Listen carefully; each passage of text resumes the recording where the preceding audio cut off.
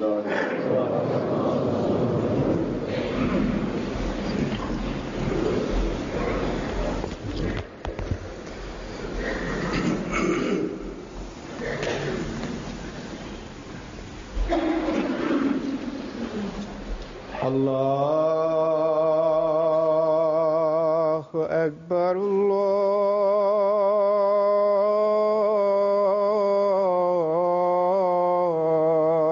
الله أكبر الله أكبر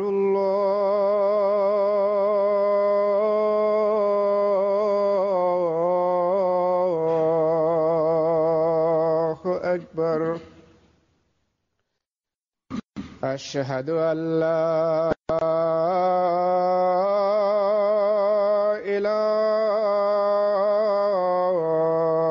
إله إلا الله أشهد أن لا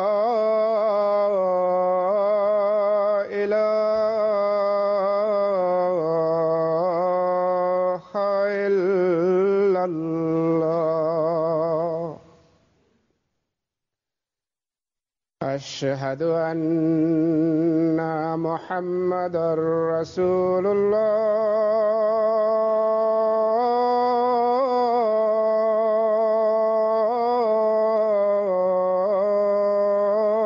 الله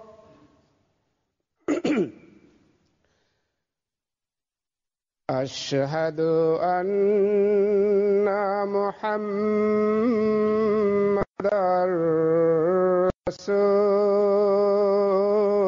رسول الله حي على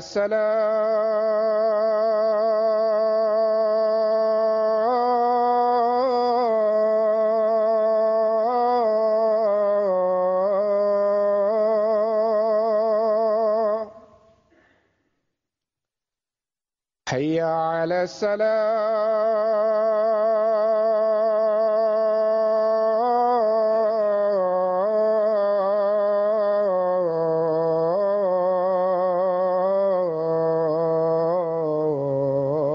الصلاة حي على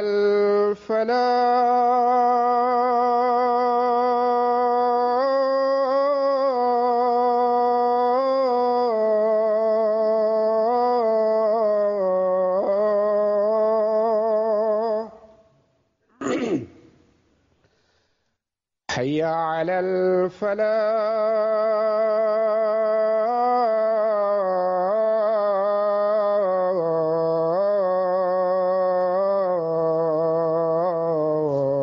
الفلاح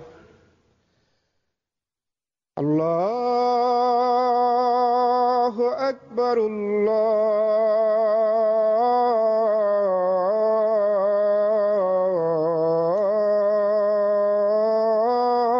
الله أكبر لا إله إلا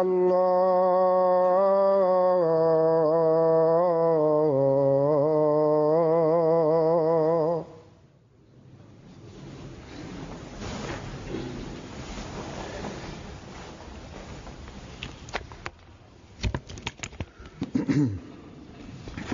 السلام عليكم ورحمة الله.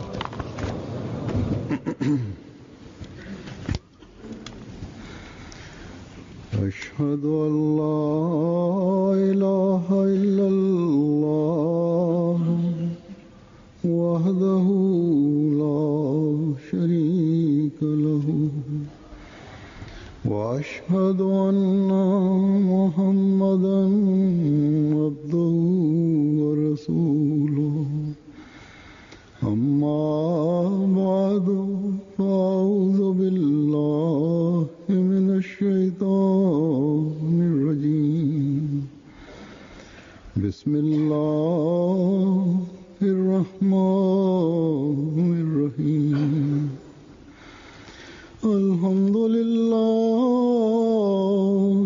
رب العالمين الرحمن الرحيم مالك يوم الدين إياك نعبد وإياك نستعين اهدنا الصراط المستقيم صراط الذين أنعمت عليهم غير المغضوب عليهم ولا الضالين وقالوا لن يدخل الجنة إلا من كان هودا ونصارى تلك أمانيهم قل هاتوا برهانكم إن كنتم صادقين بلى من أسلم وجهه لله وهو محسن فله أجره عند ربه ولا خوف عليهم ولا هم يحزنون. आयत का तर्जुमा है. hutuba hii ya halifa mtukufu ni ya tarehe 14 ya Juni 2003. Halifa mtukufu ayyadahullah taala anasema kwamba tafsiri ya aya hii zini kama hivi: nao husema hataingia peponi ila aliye myahudi wa mkristo. Hayo ndiyo matamanio yao. husema leteni dalili yenu kama nyinyi ni wa kweli. Na yeyote anayejitupa kwa Mwenyezi Mungu naye ni mtenda wema, basi yeye atapata malipo yake kwa Mola wake, wala haitakuwa haufu juu yao wala hawatahuzunika.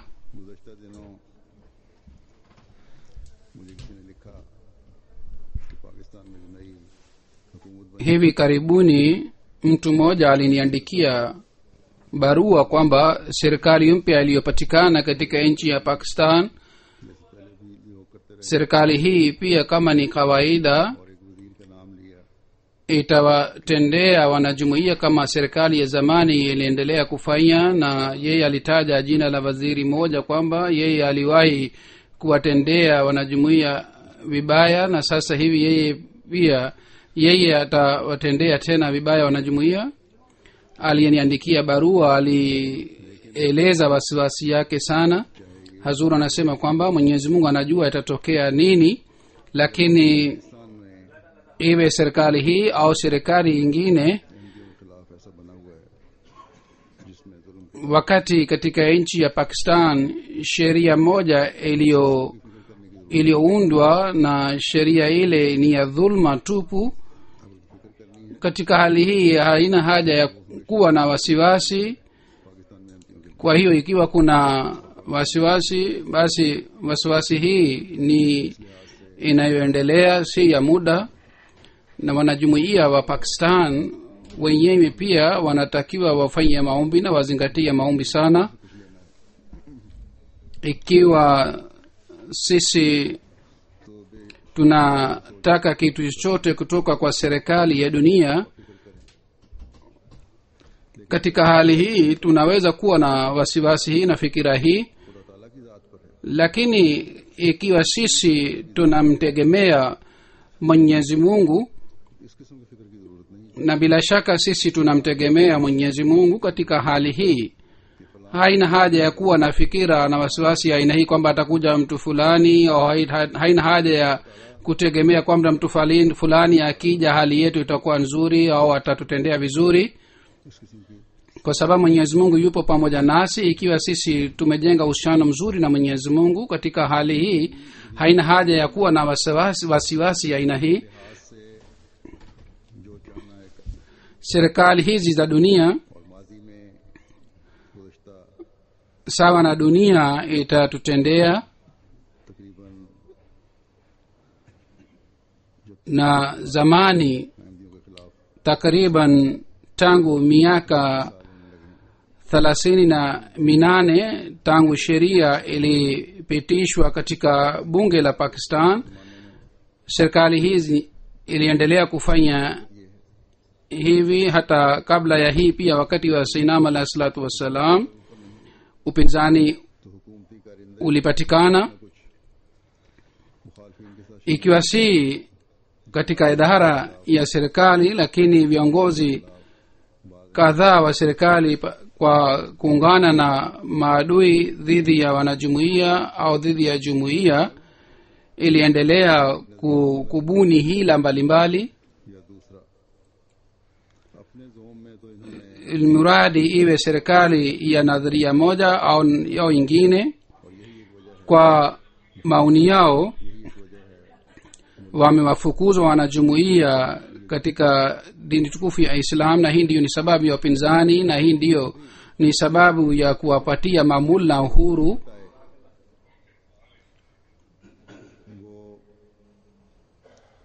Serikali yoyote ikija ikipatikana बल्कि बढ़ रही है। बस हमें ना तो inaendelea kufanya dhulma, bali dhulma hii inaendelea kuzidi zaidi. Basi sisi hatutegemei mema yoyote kutoka kwa serikali ya dunia, wala hatutakiwi tuwe na matarajio haya, दायरा इस्लाम में wala hatutaki certificate yeyote ya kutujiingiza katika duara ya Islam au kutuitwa Waislamu. Muislamu halisi ni yule ambaye ni Muislamu kwa jicho la Mwenyezi Mungu. Muislamu ni yule anayetangaza kwamba naamini umoja wa Mwenyezi Mungu na nina imani kwamba Mtume Muhammad sallallahu alaihi wasallam ni nabii wa mwisho wa sheria. Naamini kwamba yeye ni khataman nabiyyin. Kwa sifa hii Wahmadia ni Waislamu kwa vitendo vyao na kwa itikadi yao. Hawa ni Waislamu wazuri zaidi kuliko wengine. Basi baada ya tangazo hili, hawa ambao wanatuita si Waislamu au wakitudhulumu hawa Waislamu sawa na sheria ya nchi au serikali na mawaziri wao, ये अल्लाह ताला की निगाह में गुनाहगार बन रहे हैं, wakitudhulumu करीब ला रहे हैं। hawa kwa Mwenyezi Mungu ni wenye dhambi na wanatuletea karibu na Mwenyezi Mungu kwa kutudhulumu. Harakati zao, vitendo vyao, bila shaka inatakiwa itulete karibu na Mwenyezi Mungu, na kila mwanajumuiya anatakiwa azingatie jambo hili और होना चाहिए। यहाँ अभी मैंने na kuzidi katika ukaribu na Mwenyezi Mungu ni mwenendo wa jumuiya ya Mwenyezi Mungu, na inatakiwa hali hii ipatikane. Hazur anasema, niliposema kwamba Waislamu sawa na sheria ya nchi, wale watu ambao hawajui maana yake ni nini, kwa ajili ya elimu yao niwaambie kwamba sheria ya Pakistan inasema kwamba wanajumuiya kwa sheria ya nchi si Waislamu. सियासी assembly Hazur anasema kwamba hii ni chekesho kwamba bunge lililoundwa kwa jina la Jamhuria Demokrasia बहरहाल inaamua kuhusu dini ya watu. कानून पास किया गया था 1974 में, इसके बाद फिर फौजी आमर ने Sheria iliyopitishwa mwaka 1974, baadaye mwanajeshi mmoja aliweka dhuluma zaidi katika sheria hii.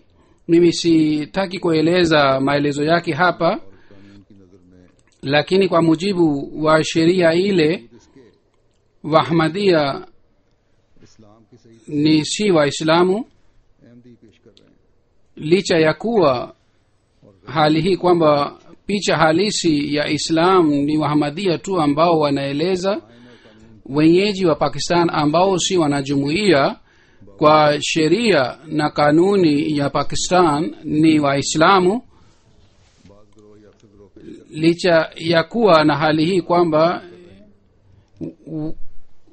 makundi kadhaa ya hawa wanaeleza picha mbaya ya islam na kwa kufanya hivi wanafedhehesha islam क्योंकि हर जगह प्रेस ने पूछा watu wa dunia wananiuliza na hasusi katika ziara ya marekani na canada press iliniuliza nimeshawahi kueleza hii waliniuliza kwamba islamu mnayoeleza ni mzuri lakini wengi waislamu hawaamini kwamba nyinyi ni waislamu साथ ही na vitendo vyao ni tofauti na mafundisho mnayoeleza mbele yetu pamoja na hii mnadai hii pia kwamba wahmadia duniani wataleta mapinduzi halisi ya islam hii itatokea namna gani हो रहा है zuru anasema nawaambia hawa si kwamba mapinduzi haya yatatokea bali yameshaanza kutokea wenye tabia nzuri watu malaki kwa kuelewa ujumbe huu kila mwaka wanaingia katika jumuiya ahmadia तो चले जाएंगे wanaendelea kujiunga na jumuiya na insha allahu taala sisi tutaendelea kufanya kazi hii mpaka dunia hii ikubali kwamba islam ni dini ya amani na usalama na mtume muhammad sallallahu alaihi wa alihi wasallam ni mjumbe wa amani और आपके झंडे तले ही दुनिया की निजात ambaye mfano wake haupatikani duniani बाकी मैं उनको ये भी कहा करता हूँ na ukovu utapatikana chini ya bendera ya mtume muhammad sallallahu alaihi wa alihi wasallam pamoja na hii inawaambia hii pia kwamba kuamua kuhusu dini ya mtu mwingine au हर इंसान kuwa na imani hii kwamba mtu fulani anaamini dini fulani wala haamini si jukumu la mwanadamu bali kila mwanadamu anaamua kuhusu dini yake serikali कोई फर्क नहीं पड़ता au mamulla wakituamini kwamba sisi ni waislamu au la haileti madhara yoyote इस्लाम को मानना है mimi ni mwislamu na ukafadhili dha mwenyezi mungu wale ambao waliompokea sainam alahi salatu wassalam wale wote ni waislamu bali ni waislamu wazuri zaidi kuliko wale ambao hawakumpokea sainam alahi salatu wassalam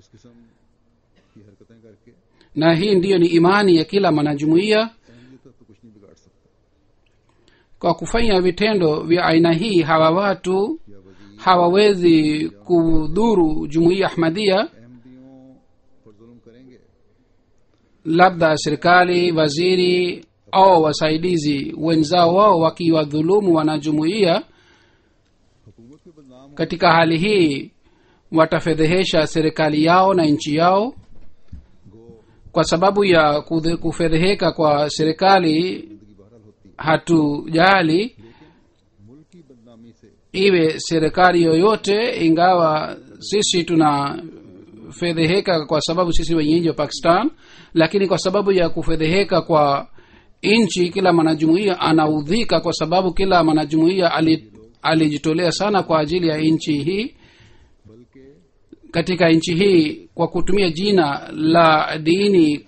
wanamwaga damu na kwa kufanya hivi wanafedhehesha nchi na hayo yote yanatokea kwa jina la islam ambayo ni dini ya amani udugu na upendo wanafedhehesha dini hii pia kwa vitendo vyao mwenyezi mungu anasema kwamba muwatendee vizuri maadui pia ikiwa kuna swali la uadilifu lazima uadilifu utangulizwe wala yajrimannakum shana'anu qaumin ala alla ta'dilu idilu huwa aqrabu littaqwa wattaqullah hii ndiyo ni amri ya mwenyezi mungu yani इंसाफ करो uadui wa watu usiwashawishini ya kwamba msifanye uadilifu. Shikeni adili, hiyo ni karibu sana na utawa,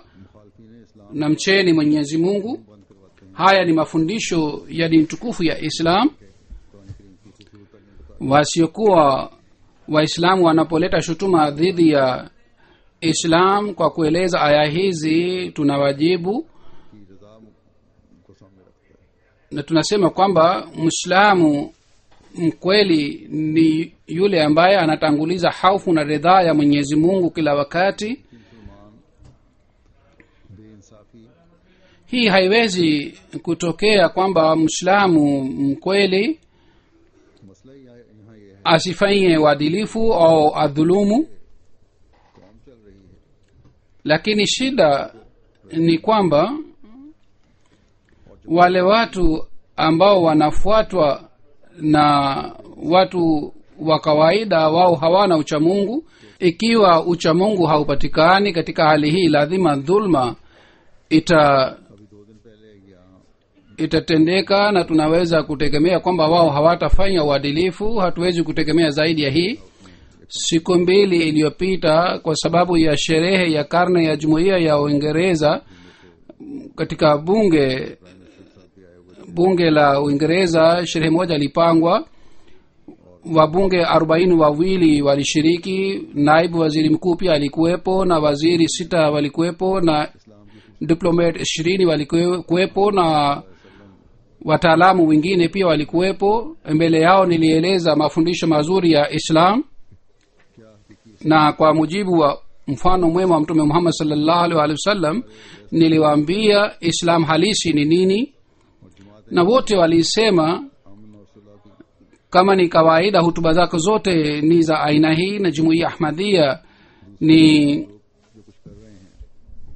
jumuiya inayozungumza kuhusu amani na usalama, lakini waislamu wengine wanafanya kwa sababu ya vitendo vyao, sisi tuna wasiwasi. Tunasema wanasiasa wengine wanasema waziwazi, lakini wanasiasa wengine kwa sababu ya maslahi yao wanasema maneno haya kwa kuogopa.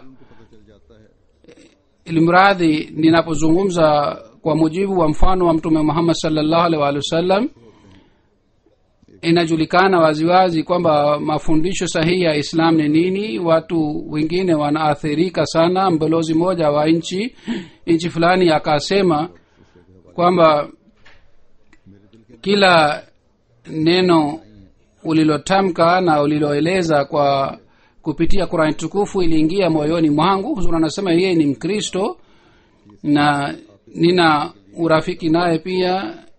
Nilimwambia huyu mbalozi,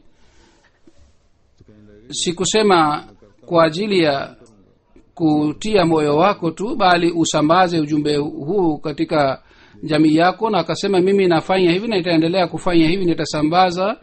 Hazuna anasema wasikuwa waislamu wanaathirika, lakini hawa mamulla ni wenye mioyo migumu kiasi hiki kwamba kwa kusikia mafundisho haya mioyo yao inaendelea kuwa ngumu zaidi. ikiwa kuna swali letu, sisi tunaendelea kufuta athari mbaya iliyoletwa na hawa waislamu, na jukumu letu ni kwamba sisi tueleze uzuri wa islam duniani, na tutaendelea kufanya hivi. lakini wenye siasa wa nchi za waislamu na wataalamu wengine, kwa kuwafuata mamulla mashehe, wadhulumu wanajumuia kwa kutumia jina la islam. hii ndiyo ni kazi yao. kama sisi tutaendelea kufanya kazi yetu, hawa pia wataendelea kufanya kazi yao. sisi hatutakiwi tuwe na wasiwasi kwa sababu ya hii. Hazuru anasema kama niliyosema, sisi hatutegemei kitu chochote kwa hawa, wala hatuwategemei hawa viongozi.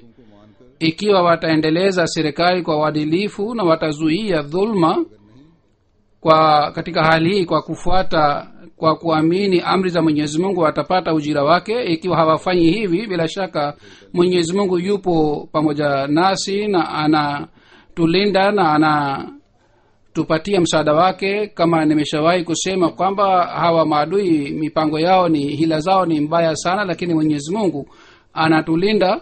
mwenyezi mungu katika dunia hii sawa na ahadi yake ataendelea kutupatia baraka zake insha allah taala, lakini wale wanaodhulumu wao lazima watakamatwa insha allah. Sisi badala ya kuangalia serikali au kutegemea serikali tunatakiwa tumtegemee mwenyezi mungu. Kwa kumtegemea yeye tunalazimika tufuate amri zake zote. Ikiwa kuna swali la tangazo la hawa maulamaa wa jina kwamba yule ambaye hatufuati sisi yeye amefukuzwa na mwenyezi mungu na ataingia motoni, अपने लोगों को उसकी खुली छुट्टी देते हैं कि जो चाहे इन लोगों से करो, तुम जो चाहे अहमदियों से करो, तुम्हें कोई na hivi wanawapatia uhuru wenzao kwamba mnaweza kuwadhulumu wanajumuia, mnaruhusiwa kuwadhulumu wanajumuia, hamtaulizwa. Na hivyo ndivyo inavyotokea. अहमदियों Serikali ambayo inadai inatanguliza kanuni na sheria ya nchi, wanajumuia अभी 2 दिन पहले ही wanapodhulumiwa hawafanyi kitu chochote, bali wanaungana na maadui na wadhalimu. Siku 2 iliyopita mwanajumuia moja aliuawa katika mji wa Karachi, na lillahi wa inna ilaihi rajiun. Mwanajumuia moja katika mji wa Jehlam pia alishambuliwa, alijeruhiwa na yupo hospitalini, amelazwa hospitalini. Mwenyezi Mungu amjalie afya njema yenye umri mrefu. अहमदियों के दोस्त हैं, वो भी उस जुल्म की भीड़ चढ़ जाते हैं। कराची में जो Na wale wasikuwa wanajumuia ambao ni marafiki wanajumuia, wao pia wanadhulumiwa pamoja na wanajumuia. Tukio la mji wa Karachi ambapo mwanajumuia moja ameuawa, pamoja naye marafiki zake wawili walikuwa wamekaa pamoja naye katika gari lake, wao pia wamejeruhiwa. Wao walikuwa si wanajumuia, wamelazwa hospitalini. Moja hali yake ni mbaya sana. पहले मजहब के ठेकेदारों Ilimradi Mwenyezi Mungu anasema kwamba कुछ कहते रहे, hii si kitu kipya, bali maulamaa wa zamani pia hali yao ilikuwa ya aina hii. Wao pia waliendelea kusema hivi, lakini Allah subhanahu wa ta'ala anatangaza, yeyote anayekuwa chini ya ridhaa ya Mwenyezi Mungu na anafanya ihsani, तो उसका अजर उसके रब के पास है। ये दूसरे bila shaka malipo yake ni kwa Mola wake. हैं सराय आलमगीर के, Huzur anasema mwanajumuia mwingine ambaye amejeruhiwa katika mji wa Jehlam Sarai Alamgir, hali yake kidogo ni nafuu. Mwenyezi Mungu amjalie afya njema. जो भी अल्लाह ताला Huzur anasema nilikuwa nasema Mwenyezi Mungu anasema की रजा का ताबे बना दे और एहसान करने वाला हो, उसका अजर उसके रब के पास है। yeyote anayekuwa chini ya ridhaa ya Mwenyezi Mungu na anafanya ihsani, bila shaka atapata malipo yake kutoka kwa Mwenyezi Mungu. Certificate ya kuingia motoni au peponi किसी असेंबली ने नहीं देना, बस अल्लाह ताला hawatatoa wale ambao wanamwaga damu kwa jina la dini, au haitatolewa na bunge lolote. Ni Mwenyezi Mungu ambaye anajua hali ya mioyo. Yeye anatangaza kwamba yeyote atakayefanya vitendo vizuri na anafanya vitendo hivi kwa ajili ya ridhaa ya Mwenyezi Mungu, na anafanya bayat ya imamu wa zama, na anafanya bayat kwa sababu ya hii kwamba ni amri ya Mwenyezi Mungu na mtume wake, katika hali hii mtu huyo anatakiwa asiwe na haufu wala asihuzunike kwa ajili ya kupata ridhaa ya Mwenyezi Mungu. Sawa na mafundisho yake, kila kitendo kitakachofanywa kitampatia ridhaa ya Mwenyezi Mungu. Basi kila mwanajumuiya बैत में आया है, वो यकीनन ambaye kwa amri za Mwenyezi Mungu na mtume wake Muhammad sallallahu alaihi wasallam amejiunga na Sinam alayhi salatu wassalam, bila shaka yeye amemtii Mwenyezi Mungu, yeye ni mtiifu wa Mwenyezi Mungu. yeye bila shaka katika hali hii ni mwislamu, bali ni mwislamu halisi na atapata mapenzi ya mwenyezi mungu. Kwa ajili ya uislamu wake hakuna haja ya muhuri wa bunge au serikali. Kwa mwenyezi mungu mwislamu ni yule ambaye sawa na aya hizi nilizosoma anatangaza kwamba yeye ni mwislamu. man aslama wajhu lillah, anayejitupia kwa mwenyezi mungu na anatangaza kwamba mimi ni mwislamu, basi huyu ni mwislamu. mwenyezi mungu hakusema hapa kwamba mtu mwingine atangaze kwamba wewe ni mwislamu au si mwislamu, bali kila mtu kwa kuwa chini ya amri ya mwenyezi mungu na anatangaza kwamba kwa hiari yangu mimi ni mwislamu, kwa kuwa mwislamu jukumu lililolipewa na mwenyezi mungu, nipo tayari kulitimiza lile jukumu.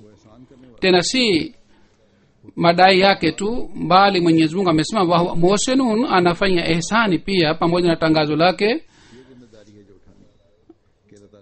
Anafanya vitendo vyote vizuri ambavyo vinatakiwa vifanywe kwa mujibu wa amri ya mwenyezi mungu, kisha anajiepusha mbali katika kila dhambi.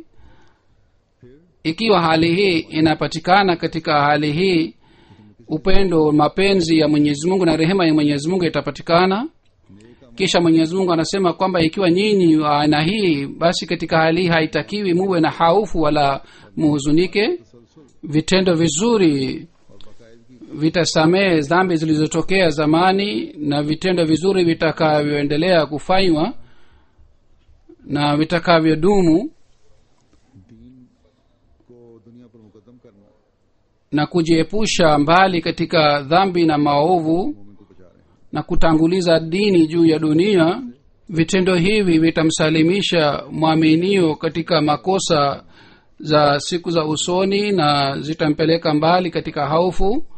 Sayyidina alayhi salatu wassalam katika maelezo yake anasema kwamba iwe wazi katika lugha ya Kiarabu, Islam maana yake ni hii kwamba mtu anatoa bei ya kitu mapema, au ni hii kwamba anampa kazi mtu fulani, au mtu anatafuta njia ya kuelewana na kupatana, au hii kwamba mtu aache tabia ya kupigana. Haya ni mambo manne, yani bei itolewe kabla ya kununua kitu, au mtu apewe jukumu lake kwa ajili ya kuelewana, juhudi ifanywe, au mambo yote ya kupigana, haya mambo yote yaachwe. Kwa kiistilahi maana ya Islam ni hii iliyoelezwa katika aya hii isemayo bala man aslama wajhu lillahi wa huwa muhsinun falahu ajruhu inda rabbih wala khawfun alayhim wala hum yahzanun. Yani muislamu ni yule anayejitupa kwa Mwenyezi Mungu, yani nafsi yake kwa ajili ya Mwenyezi Mungu na kwa ajili ya kufuata amri zake na kwa ajili ya kupata ridha yake, anatoa wakfu, kisha afanye vitendo vizuri kwa ajili ya Mwenyezi Mungu, na nguvu zake zote za nafsi zake ziwe kwa ajili ya Mwenyezi Mungu. Maana yake ni kwamba kwa itikadi na kwa vitendo awe kwa ajili ya Mwenyezi Mungu tu. Kwa itikadi ni hivi kwamba nafsi yake yote ajione kwamba ni kitu ambacho kwa ajili ya kumtambua Mwenyezi Mungu na kwa ajili ya kupata ridha yake na mapenzi yake imeumbwa, na kwa vitendo ni hivi kwamba kwa ajili ya Mwenyezi Mungu mema yote na vitendo vyote vifanywe, lakini vitendo hivi vyote vifanywe kwa shauku kiasi hiki kwamba aone sura ya mpenzi wake katika kioo. Hii ndiyo ni hali ambayo tunatakiwa tupate kwa kiitikadi na kwa kivitendo. ikiwa sisi tumeimarika katika imani yetu, ikiwa sisi tunachunguza vitendo vyetu kwamba je ni sawa na ridhaa ya mwenyezi mungu au la, na tunajitahidi vitendo vyetu viwe kwa ajili ya ridhaa ya mwenyezi mungu, na tunazingatia maombi katika hali hii, kanuni ya dunia au kanuni ya watu wa dunia, au kwa kutumia jina la kanuni kufanya dhulma, नुकसान नहीं पहुंचा सकते या ज़ाहिरी तौर पर शायद दुनियावी लिहाज से नुकसान पहुंचा दें तो जाहिर haitatupatia hasara labda kwa kidhahiri, kwa kidunia watatupatia hasara, lakini kwa mwenyezi mungu sisi tutakubaliwa. Qurani tukufu kwa kueleza mifano ya hawa wenye dhulma imeimarisha mioyo yetu. Wafuasi wa Musa alayhi salatu wassalam ambao mwanzoni walikuja kwa kuwa wachawi, baadaye walimpokea Musa alayhi salam, wao pia walijibu hivi, fakze ma antaqaz, इन्नमा तकदी हाजिर yani ufanye unayoweza kufanya, दूसरे इस दुनिया innama takzi hazi ila hayat dunia, इसे खत्म कर सकता है। yani wewe unaweza kuamua kuhusu maisha ya dunia hii tu.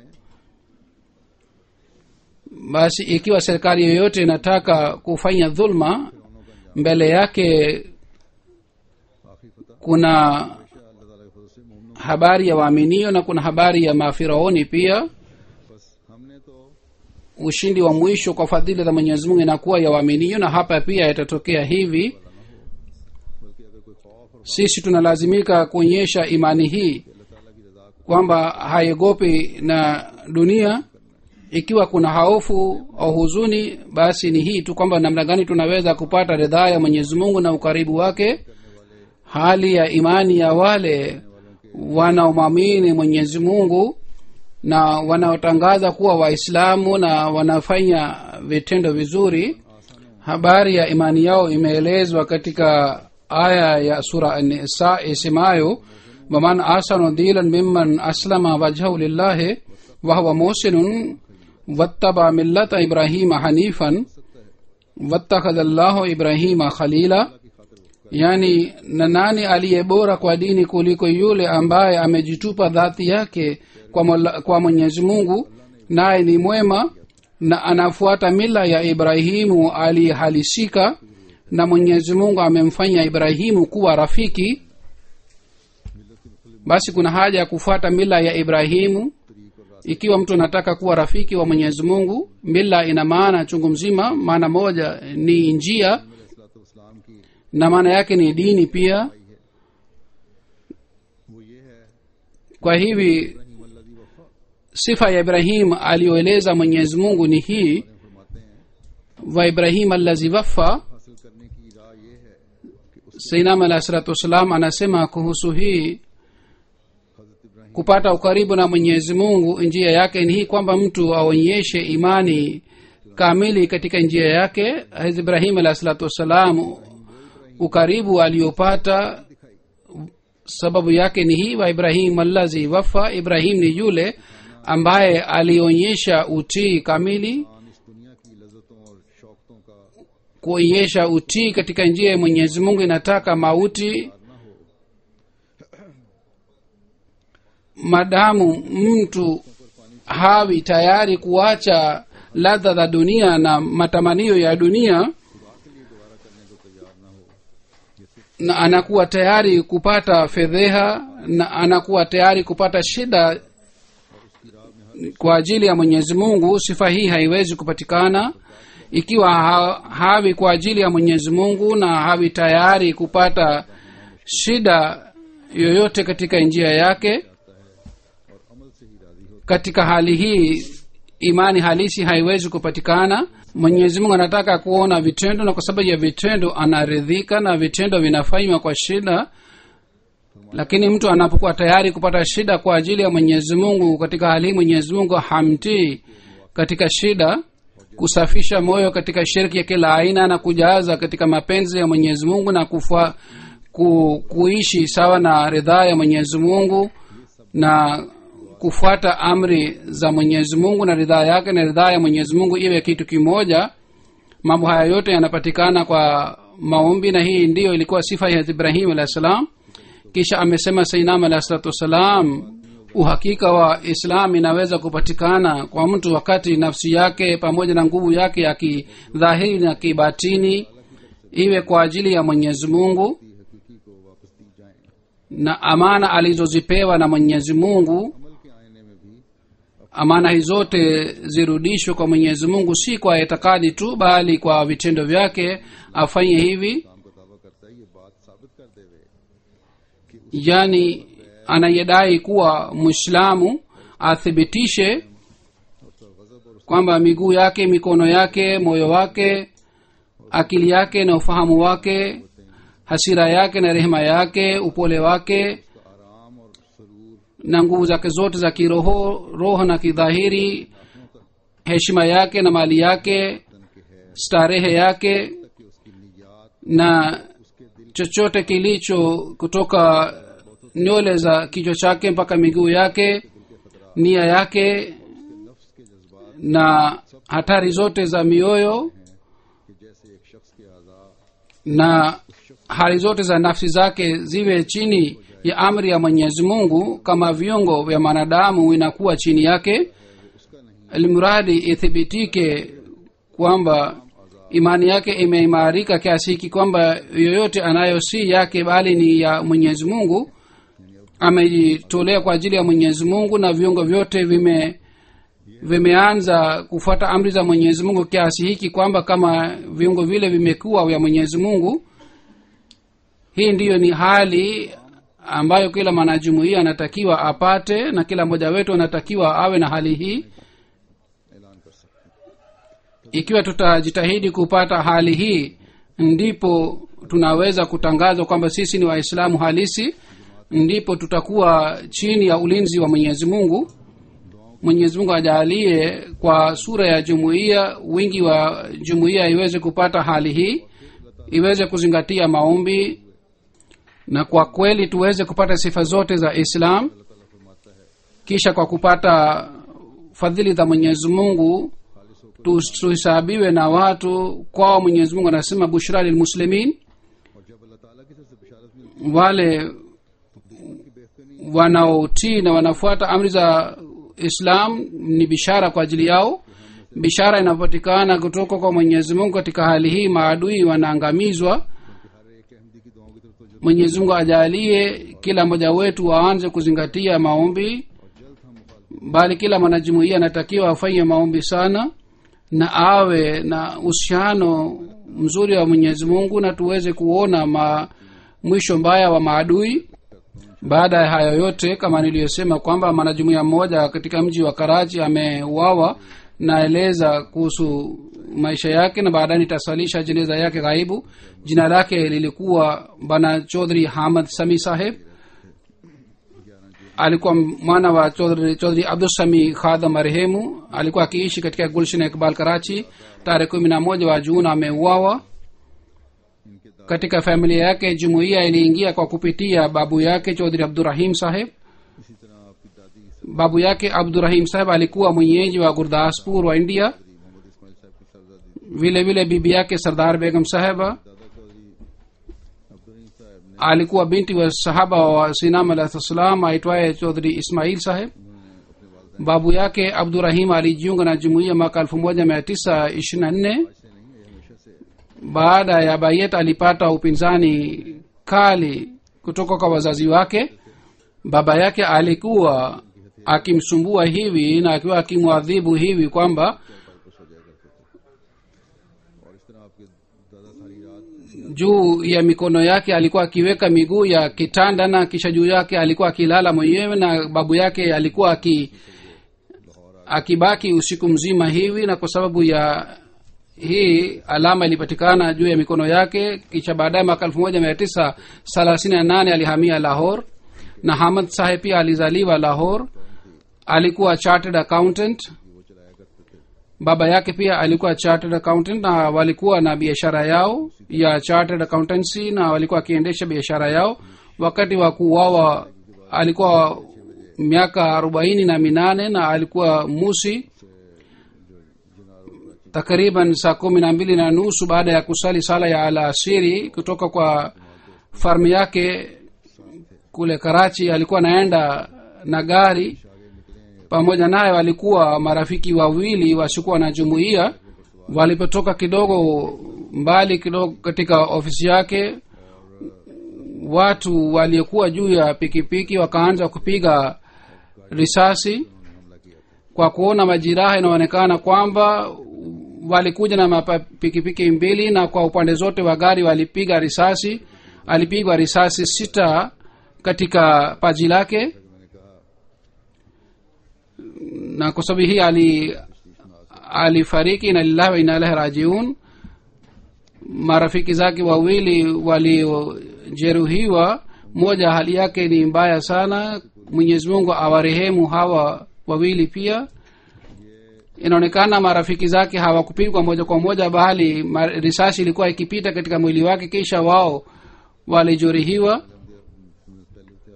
Bana Hamad Sahib alikuwa katibu wa fedha wa tawi lake.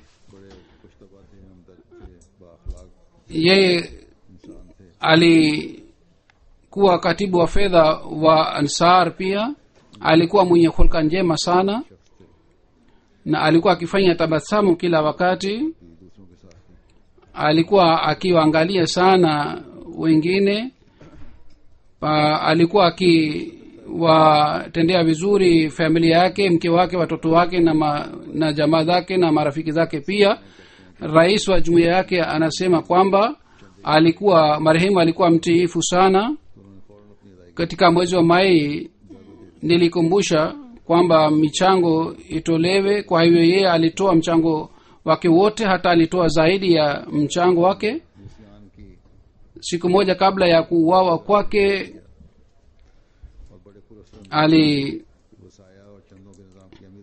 aliitisha kikao cha Musian. Katika kikao kile alieleza umuhimu wa michango na umuhimu wa wasaya, kwa sababu alikuwa mhatibu mzuri pia.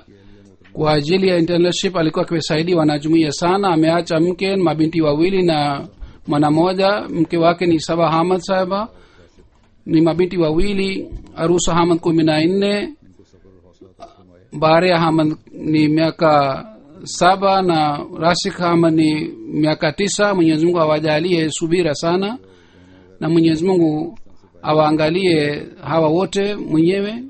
Ndugu zake wengine wote wanaishi nje ya Pakistan. Mwenyezi Mungu aiweke roho ya marehemu mahala pema, amin.